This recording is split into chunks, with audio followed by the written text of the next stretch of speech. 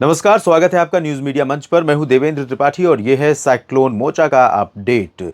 कुछ मित्र ऐसा कह रहे थे कि आप डरा क्यों रहे हैं, ये साइक्लोनिक स्टॉर्म सीधे जाएगा बांग्लादेश और म्यांमार की तरफ। बिल्कुल ठीक कह रहे हैं आप। ईसीएमडब्ल्यूएफ मॉडल भी दोनों देशों की तरफ दिखा रहा है, बांग्लादेश और म्यांमार के आसपास, और साथ साथ जीएफएस का भी जो प्रोजेक्शन है वो म्यांमार की तरफ जाने की संभावना है। और अब मेट डिपार्टमेंट ने इसका ट्रैक भी इशू कर दिया है। इस वीडियो में ट्रैक भी दिखाऊंगा आपको और भी कंडीशंस बताऊंगा किस तरह से संभावनाएं हैं।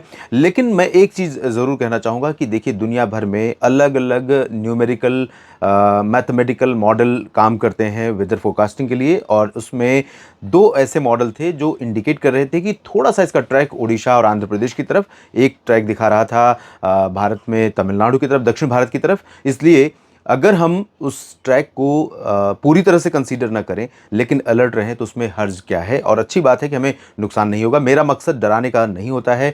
ये आप देखते आए हैं पिछले कई वर्षों से। मैं जब भी मौसम की बात करता हूँ, मौसम पूर्वानुमान की, मैं डराने की कोशिश मीडिया के तमाम अन्य प्लेटफॉर्म की तरह नहीं करता हूँ। सीधे और सपाट तरीके से बात करता हूँ, क्योंकि व्यूज़ पाने के लिए थोड़े समय के लिए मैं आपको अट्रैक्ट कर सकता हूं, लेकिन जब अगर मेरी कई बातें गलत होंगी तो आप मुझे फॉलो करना बंद कर देंगे। इसलिए भरोसा रखिए, मैं कभी भी हाइप क्रिएट नहीं करना चाहता हूं, सनसनीखेज चीज़ों को नहीं बनाना चाहता हूं, लेकिन मैं पहले से एहतियातन लोगों को अलर्ट ज़रूर करना चाहता हूं। और किसी भी संभावना या किसी भी गुंजाइश को दरकिनार करना मुझे नहीं लगता है कि ठीक है, क्योंकि कई बार छोटी सी चूक बड़े नकारात्मक परिणाम का कारण बन जाती है। फिलहाल सबसे पहले मैं बात करता हूं समुद्र की सतह के तापमान की, जो कि अभी जहां पर ये लो प्रेशर फॉर्म हो चुका है, अनुमान है डिप्रेशन आज शाम तक बन जाएगा और कल 10 मई को शाम तक इसके साइक्लोनिक स्टॉर्म बनने की संभावना है। साइक्लोनिक स्टॉर्म बनने के लिए जो ऑप्टिमम यानी अनुकूल समुद्र की सतह का तापमान होता है वो 26 से 30 डिग्री के आसपास का रेंज होता है, और यहाँ पर लगभग वही रहेगा, 26 से 29 डिग्री के बीच रहेगा जब ये आगे ट्रैक करेगा, मूव करेगा। उस दौरान भी बंगाल की खाड़ी के सेंट्रल रीजन, मध्य भागों में, उत्तरी क्षेत्रों में यहाँ पर समुद्र की सतह का तापमान 29 डिग्री के आसपास रहेगा, 28-29, और ये इसे सपोर्ट करेगा जो मॉइस्चर है यहाँ से ऊपर उठने में, एटमॉस्फेयर की तरफ जाने में। और जैसे जैसे ये ऊपर उठता रहेगा मॉइस्चर, ऊपर कंडेंसेशन होता रहेगा, यानी कि वो जो पानी है, नमी है जो यहाँ से हवाओं के साथ उठेगी, ऊपर जाकर वो जमेगी, बादल बनेगी, और यहाँ पर लगातार घने बादल दिखाई देंगे, और यहाँ हवाओं का जो रुख है, हवाओं की जो स्पीड है वो और इंटेंसिफाई होती जाएगी।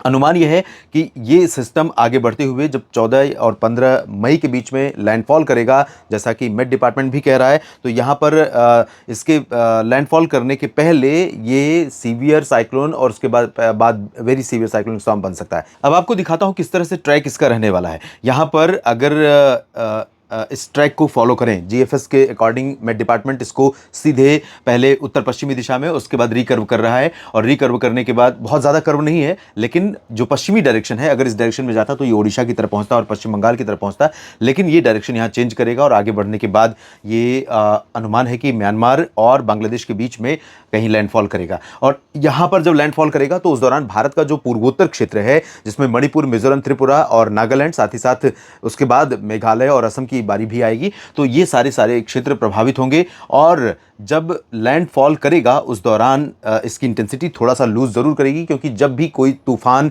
ज़मीनी भागों के करीब, ज़मीनी भागों के पास पहुंच जाता है, तब उसे एनर्जी मिलने की जो प्रक्रिया है वो थोड़ा कमज़ोर पड़ जाती है, और धीरे धीरे वो अपनी जो ताकत है वो खोने लगता है। लेकिन इससे पहले ये 12 और 13 मई तक लगातार सशक्त होता रहेगा। उसकी वजह यह है कि चारों तरफ से हवाएं आप देखेंगे तो इसको लगातार जो अरबियन सी है, भूमध्य रेखा का ऊपर का जो पूरा हिस्सा है, चाहे एशिया की तरफ से या बंगाल की खाड़ी का पूरा रीजन है, अरब सागर है, पूरा क्षेत्र जो है इसे इंटेंसिफाई करने के लिए, इसे प्रभावशाली बनाने के लिए लगातार ये हवाएं सपोर्ट कर रही हैं और करती रहेंगी, और इसीलिए इसके वेरी सीवियर साइक्लोनिक स्टॉर्म बनने की संभावना भी है। और उस दौरान ये 70 नॉट्स पर किलोमीटर की स्पीड से हवाएं चल सकती हैं, यानी तकरीबन 130-140 किलोमीटर प्रति घंटे तक हवाओं की रफ्तार 12 मई के आसपास हो सकती है, जब ये वेरी सीवियर साइक्लोनिक स्टॉर्म की इंटेंसिटी में रहेगा। 10 मई के आसपास ये बनेगा साइक्लोनिक स्टॉर्म, 10 मई को शाम 5 और 6 बजे के आसपास, या